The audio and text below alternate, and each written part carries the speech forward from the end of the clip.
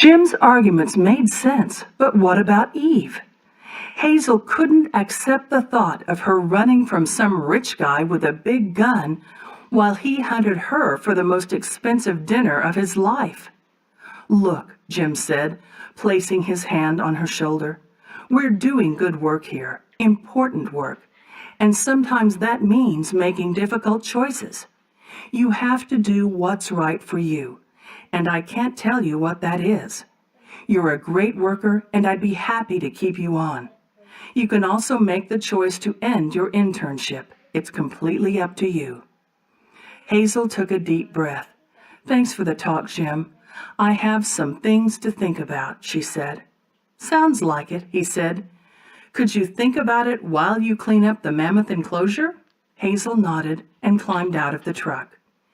Hazel spent more time than usual cleaning Eve and Adam's enclosure. In her eyes, the mammoths were wild animals with as much right to live as any other. In the eyes of the organization, they were property, like cattle or pigs, except these two animals could save thousands.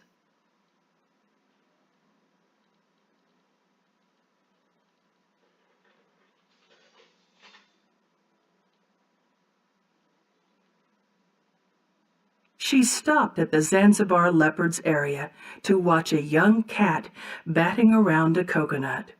The coat that had caused humans to hunt them to extinction was just starting to come in. Someday, could this one be released back into the wild?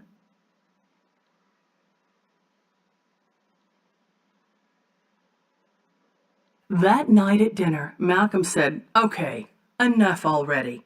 You've been bummed out all day. Don't leave me in the dark." Hazel sighed and explained everything.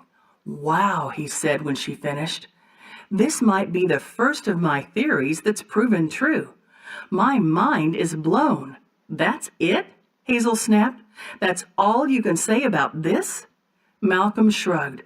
"What can we do about it?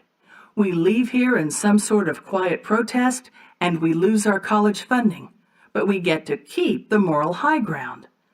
Hazel looked at her feet. Like Malcolm, she really needed the funding to afford school. "I guess you could leave and tell the press," he continued. "The program would likely be shut down, and Buckland wildlife would be killed in the media. Buckland would likely come after you and your family with the severe consequences that lawyer guy talked about." Hazel's eyes burned as tears rolled down her cheeks. After a while, people started leaving the cafeteria and heading back to work.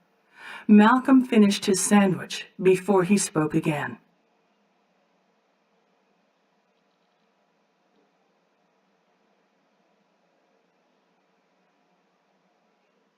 "Or you could do what I'm going to do," he said quietly, "accept a less than perfect situation for the greater good of all." "Not all," Hazel said.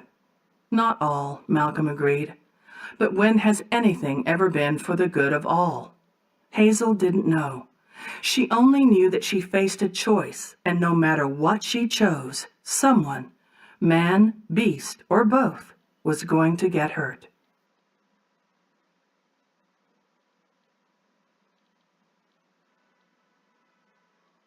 Connections. Writing. If you were Hazel, what decision would you make and why? Write a friendly letter to Malcolm explaining the decision you made. Science. Research one of the extinct animals from the book. Create an informational brochure for your classmates about that animal, including information about where and when it lived.